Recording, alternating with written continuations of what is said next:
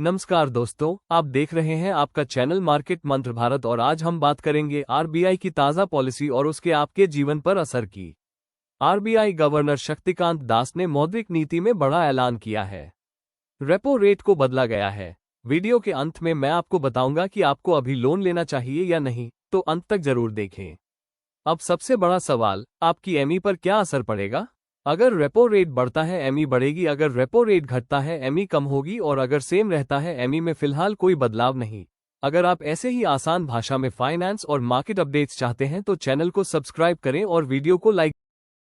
RBI ने अपनी ताज़ा मॉनेटरी पॉलिसी मीटिंग में रेपो रेट को फिलहाल स्थिर रखने का फैसला किया है।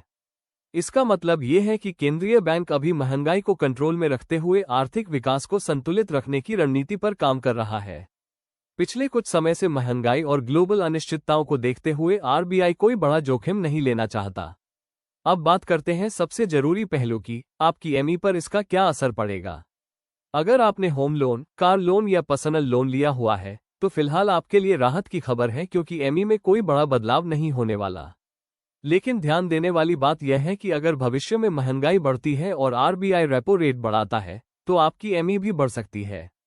वहीं अगर आर्थिक स्थिति को बढ़ावा देने के लिए रेट घटाया जाता है तो आपकी एमई कम हो सकती है। अब नजर डालते हैं शेयर बाजार पर। आरबीआई का हर फैसला मार्केट की दिशा तय करने में अहम भूमिका निभाता है। जब रेट स्थिर रहते हैं तो बाजार में स्थिरता देखने को मिलती है। बैंकिंग सेक्टर में आमतौर पर संतुलित रुख देखने को मिलता है, जबकि एनबीएफसी कंपनियों को भी स्थिर माहौल का फायदा मिलता है।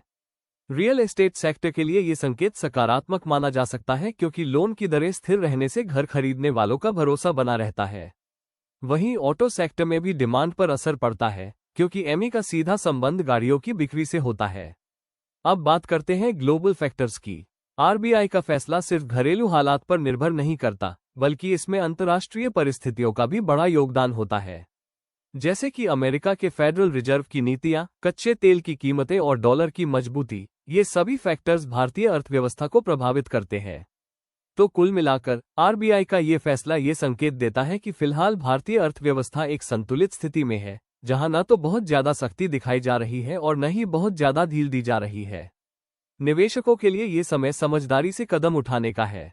जल्दबाजी में फैसले लेने से बचें और मार्केट के ट्रेंड को समझकर ही निवेश करें।